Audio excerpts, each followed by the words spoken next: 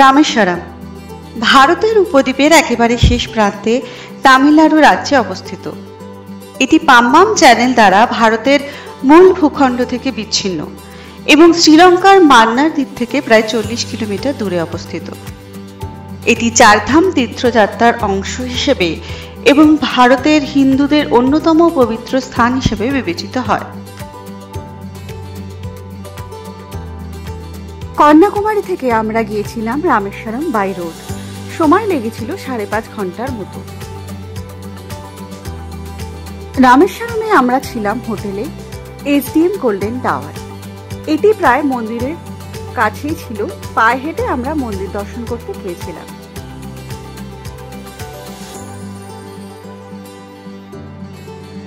রামায়ণ অনুসারে রাম তার স্ত্রী সীতাকে অপহরণকারী রাবণের হাত থেকে উদ্ধারের জন্য এই শহরের আশেপাশে সমুদ্র পেরিয়ে লঙ্কা পর্যন্ত একটি সেতু নির্মাণ করেছিলেন। হিন্দু দেবতা শিবের উদ্দেশ্যে উৎসর্গিত এই মন্দিরটি এই শহরের কেন্দ্রস্থলে অবস্থিত। সংস্কৃতে রামেশ্বরম শব্দের অর্থ রামের প্রভু, রাম ঈশ্বরম, যা রামানাথ স্বামী মন্দিরের অধিষ্ঠাত্রী দেবতা শিবের একটি উপাধি। রামেশ্বরম মন্দিরটি প্রতিষ্ঠার ক্ষেত্রে 2 রকম মতবাদ প্রচলিত আছে। একটি মতে বলা হয় যে রাম যুদ্ধক্ষেত্রে যাবার আগে ভগবান শিবের পুজো করেছিলেন। আবার দ্বিতীয় মত অনুসারে বলা হয় দেবতা বিষ্ণুর 7ম অবতার রাম শ্রীলঙ্কায় রাক্ষস রাজা রাবণের বিরুদ্ধে যুদ্ধের সময় যে কোনো পাপের ক্ষমা পেতে শিবের কাছে প্রার্থনা করেছিলেন।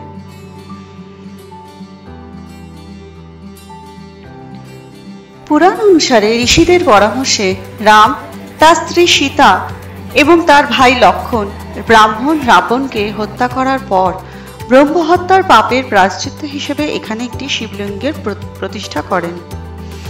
শিবলিঙ্গটিকে আনতে হিমালয় থেকে হনুমানকে নির্দেশ দিয়েছিলেন।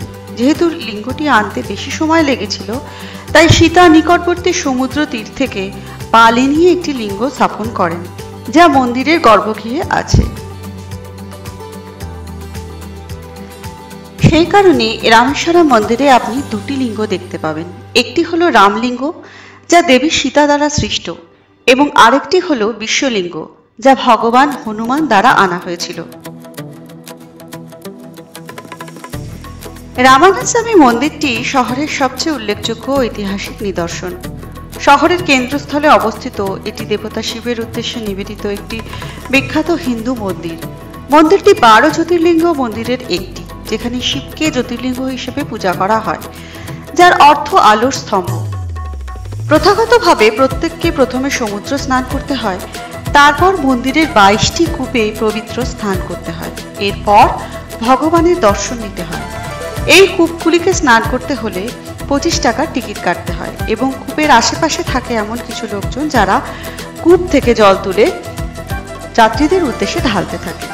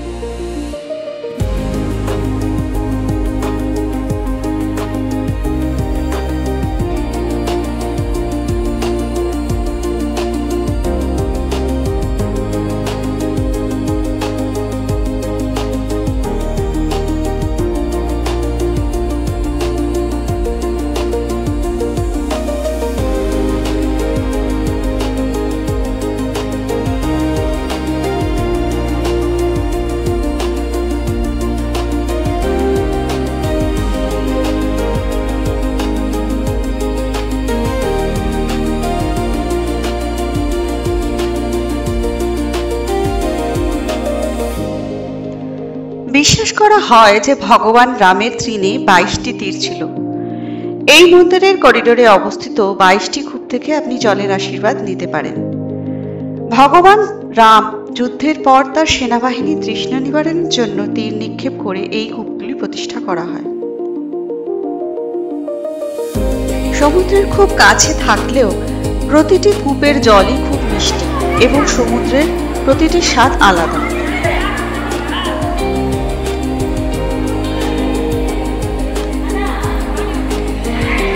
মন্দিরের 22টি তীর্থমের মধ্যে মহালক্ষ্মী তীর্থম, সাবিত্রী তীর্থম, গায়ত্রী তীর্থম, সরস্বতী তীর্থম, সেতু তীর্থম, গায়ত্রী তীর্থম অন্যতম বলে মনে করা হয়।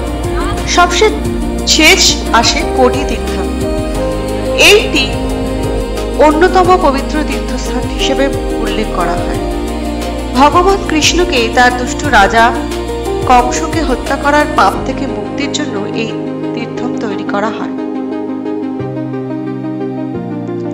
রামানাথ স্বামী মন্দিরের স্থাপত্যের গভীরতা এবং মহিমান্বিত রয়েছে, যার গ্রানাইট দেওয়ালের জটিল খোদাই করা হয়েছে। বাইরের করিডোরে 30 ফুট উচ্চতার প্রায় 1212টি স্তম্ভ রয়েছে। প্রতি বছর ফেব্রুয়ারি এবং মার্চ মাসে এই মন্দিরে পালিত হয় মহাশিবরাত্রি। জুলাই বা আগস্ট মাসে শিব এবং দেবী বিশালাক্ষীর বিবাহের সম্মানে আরেকটি গুরুত্বপূর্ণ উৎসব পালন করা হয়। বসন্ত উৎসব এবং নবরাত্রি উৎসব পালিত হয় সেপ্টেম্বর থেকে অক্টোবরে।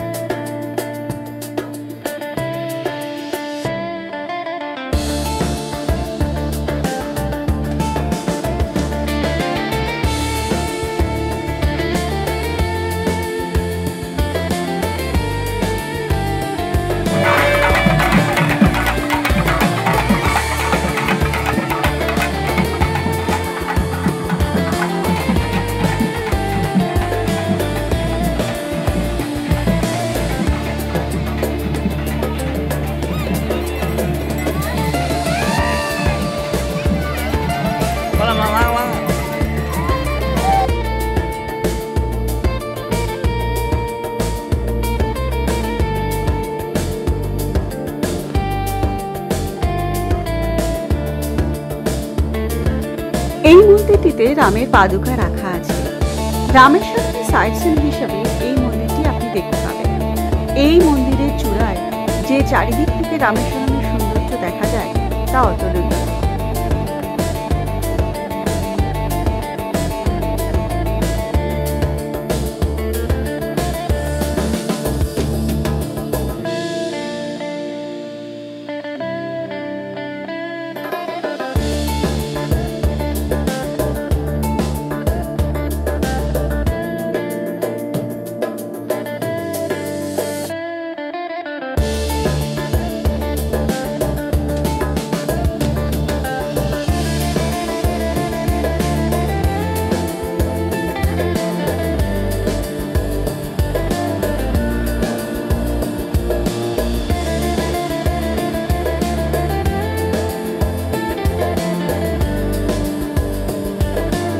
ধনুষ্কটি সমুদ্র সৈকতে রামেশ্বরম দ্বীপের এক প্রান্তে অবস্থিত।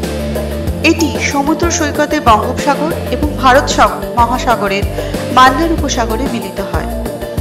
1964 সালের আগে ধনুষ্কটি ছিল একটি ব্যস্ত শহর, প্রতিদিন হাজার হাজার পর্যটককে আকর্ষণ করত। 1964 সালে একটি ঘূর্ণিঝড়ের আঘাতে প্রায় ধ্বংস হয়ে পড়ে। এখন এটিকে একটি ভূতের শহর হিসেবে বিবেচিত করা হয়। এর প্রধান আকর্ষণ হলো রাম সেতু ভিউ পয়েন্ট। রাম সেতু হল শ্রীলঙ্কার উত্তর পশ্চিম উপকূলে অবস্থিত রামেশ্বরম এবং মান্না সেতু দ্বীপের একটি মধ্যে অবস্থিত চুনা পাথরের একটি শৃঙ্খল। এই সেতুটি ভারত ও শ্রীলঙ্কার মধ্যে প্রাক্তন সংযোগকারী সেতু ছিল। প্রায় 29 কিলোমিটার দীর্ঘ এই সেতুটি মান্নার উপসাগর থেকে ভারতকে পৃথক করে। ঝড়ের কারণে খালটি যদি আরো গভীর না হওয়া পর্যন্ত এটিকে পা হেঁটে যাতায়াত করা যেত। পুরাণে আছে রামের বানর সেনাবাহিনী দ্বারা নির্মিত এই সেতু, যা লঙ্কায় পৌঁছাতে রাক্ষস রাজা রাবণের হাত থেকে তার স্ত্রীকে উদ্ধার করার জন্য ব্যবহার করেন। ভারত ও শ্রীলঙ্কা পৃথককারী এই সেতুকে সেতু সমুদ্রম বলা হয়।